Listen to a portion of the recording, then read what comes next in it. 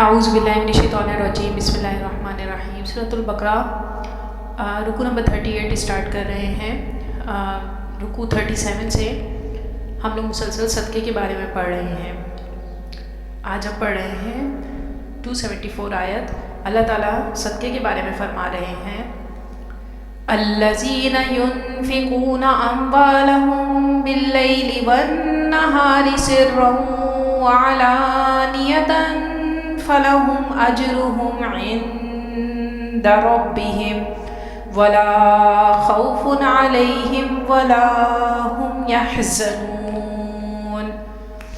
ترجمہ: جو لوگ اپنا مال رات اور دن اور پوشیدہ اور ظاہر اللہ کی راہ میں خرچ کرتے رہتے ہیں، ان کا صلہ ان کے پروردگار کے پاس ہے، اور ان کو قیامت کے دن نہ کسی طرح کا خوف ہوگا اور نہ غم۔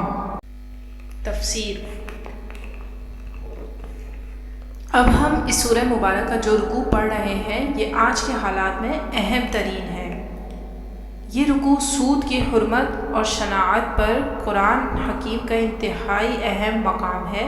اس دور میں اللہ تعالیٰ کے خلاف بغاوت کی سب سے بڑی صورت تو غیر اللہ کی حاکمیت کا تصور ہے، جو سب سے بڑا شرک ہے۔ اگرچہ نفسیاتی اور داخلی اعتبار سے سب سے بڑا شرک مادے پر توکل ہے، لیکن خارجی اور واقعاتی دنیا میں اس وقت سب سے بڑا شرک غیر اللہ کی حاکمیت ہے، جو اب عوامی حاکمیت کی شکل اختیار کر گئی ہے۔ اس کے بعد اس وقت کے گناہوں اور بدعملی میں سب سے بڑا فتنہ اور فساد سود کی بنیاد پر ہے۔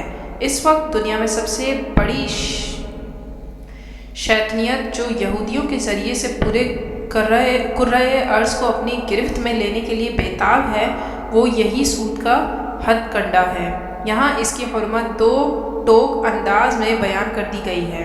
اس مقام پر میرے ذہن میں کبھی کبھی ایک سوال پیدا ہوتا تھا کہ اس رکوع کی پہلی آیت کا تعلق تو انفاق فی سبیل اللہ سے ہے، لہٰذا اسے پچھلے رکوع کے ساتھ شامل ہونا چاہیے تھا، یعنی کہ رکوع نمبر 37 میں۔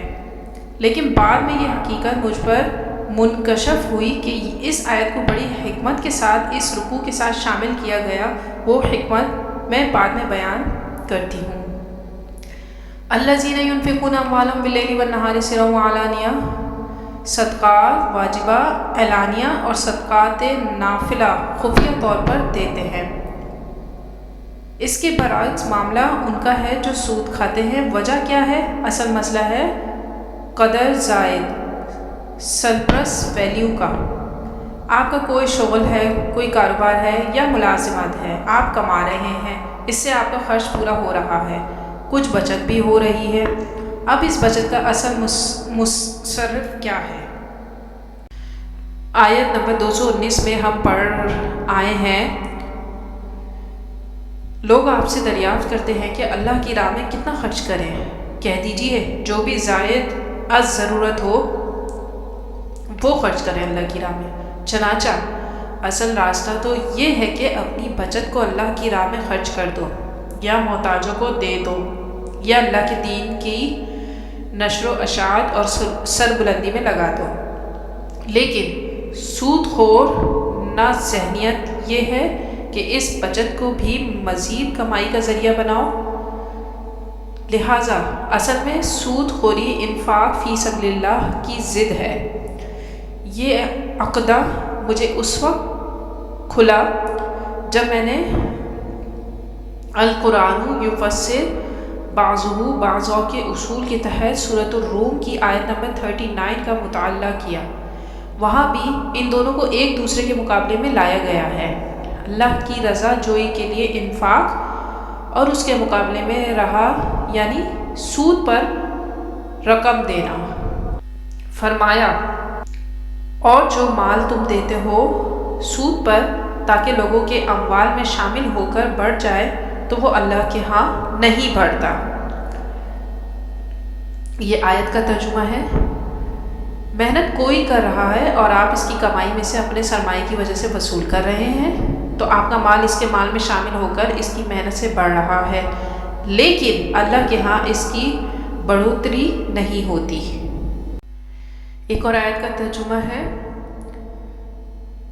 اور وہ جو تم زکوٰۃ اور صدقات میں دے دیتے ہو محض اللہ کی رضا جوئی کے لیے، تو یہی لوگ اپنے مال اللہ کے ہاں بڑھا رہے ہیں، اس کا مال مسلسل بڑھ رہا ہے، اس کی بڑھوتری ہو رہی ہے۔ چنانچہ انفاق فی سبیل اللہ اور صدقات و زکوٰۃ و غیرہ کا معاملہ سود کے مقابل اور اس کے برعکس ہے۔ اپنے اس بچت کے مال کو یا تو کوئی اللہ کی راہ میں خرچ کرے گا یا پھر سودی منافع حاصل کرنے کا ذریعہ بنائے گا۔ اور آپ کو معلوم ہے کہ آج کے بینکنگ کے نظام میں سب سے زیادہ زور بچت سیونگ پر دیا جاتا ہے۔ اس کے لیے سیونگ اکاؤنٹ اور بہت سی پرکشش منافع بخش اسکیمیں متعارف کرائی جاتی ہیں۔ ان کی طرف سے یہی ترغیب دی جاتی ہے کہ بچت کرو مزید کمانے کے لیے، بچت اس لیے نہیں کہ اپنا پیٹ کاٹو اور غربا کی ضروریات پوری کرو، اپنا معیار زندگی کم کرو اور اللہ کے دین کے لیے خرچ کرو، جبکہ نہیں بلکہ اس لیے کہ جو کچھ تم بچا رہے ہو ہمیں دو تاکہ وہ ہم زیادہ شرح سود پر دوسروں کو دیں اور تھوڑی شرح سود تمہیں دے دیں۔ چنانچہ انفاق اور سود ایک دوسرے کی ضد ہیں۔